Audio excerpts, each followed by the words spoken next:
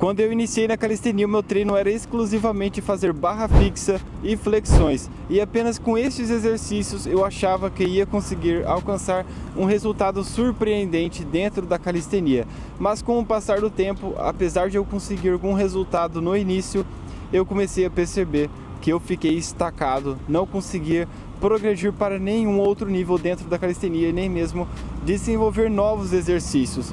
E foi aí que eu comecei a me questionar, qual é o erro que eu estou cometendo? O que está acontecendo para eu não conseguir evoluir e o que eu devo fazer? E foi assim que eu comecei a entender quais eram os meus erros naquele momento e o que eu deveria fazer para começar a evoluir ainda mais, já que eu tinha o objetivo de aprender os movimentos de níveis avançados que existem dentro da calistenia.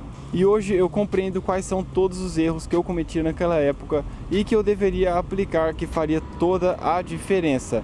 E pensando nisso, eu tenho a oportunidade de trazer para vocês quais são essas diferenças que eu deveria aplicar naquela época e que talvez te ajude a sair desse momento em que você deve estar se sentindo estacado sem sair do lugar.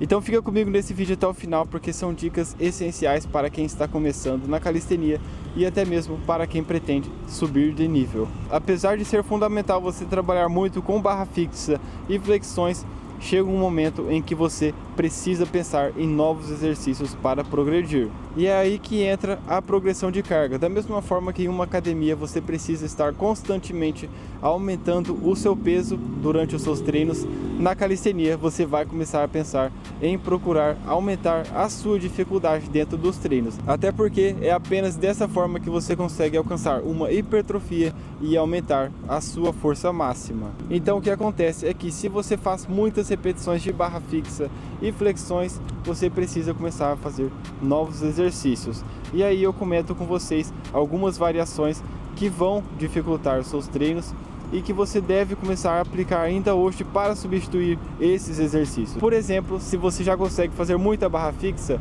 é o momento de você começar a fazer o Muscle Up. Essa já é uma variação de exercício e também um movimento da calistenia que vai te auxiliar muito no ganho de explosão e também no ganho de força. Para fazer esse movimento, você precisa ter uma força para barra e para dip. Então, você já trabalha tanto peito e costas, além de força explosiva em um único exercício.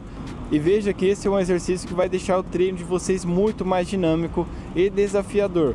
Até porque não é na primeira vez, na primeira tentativa que você vai conseguir fazer o Muscle Up, porque ele precisa de muita técnica.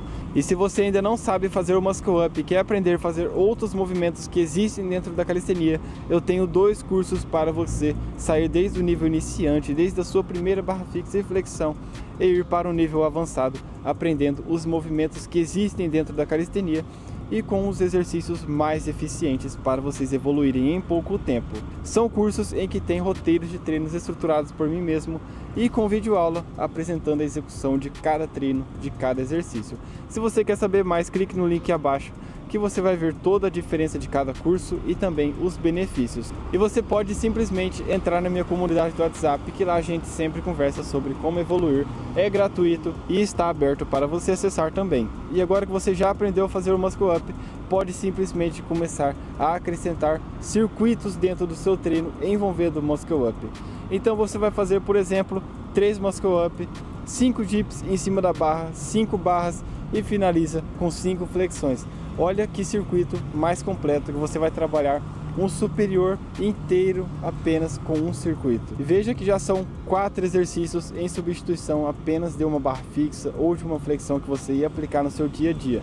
Fazendo isso, você já ganha uma resistência, você aumenta a sua força máxima, porque você vai estar bem próximo da sua fadiga, e aí você vai ver muito mais resultado. E para você sair ainda mais dessa sensação de estacado, pode simplesmente começar a acrescentar algumas dips dentro do seu treino e também a flexão na pseudoplancha. Estes 2 exercícios são muito pesados, então acrescente pelo menos 4 séries de cada exercício desse, que você também vai ver muita diferença dentro dos seus treinos e com isso vai poder até mesmo substituir aquela flexão tradicional. Mas além dos exercícios, existem outros detalhes que faz toda a diferença para quem procura evoluir dentro da calistenia. Além de pensar na progressão de dificuldade, é preciso pensar na alimentação, no descanso e na estruturação do treino. Para estruturar um treino, você precisa sempre pensar qual é o grupo muscular que eu vou trabalhar numa segunda-feira, numa terça, na quarta, quinta e sexta. Isso pensando em todos os treinos que você for fazer em uma única semana. E dentro disso, precisa pensar que se você trabalha um membro muscular numa segunda-feira, na terça você não vai treinar ele novamente. E se o seu treino da segunda-feira for muito intenso, na terça-feira você faz o seu treino com dificuldade, na quarta ainda não é o dia de você fazer novamente esse treino que fez na segunda-feira.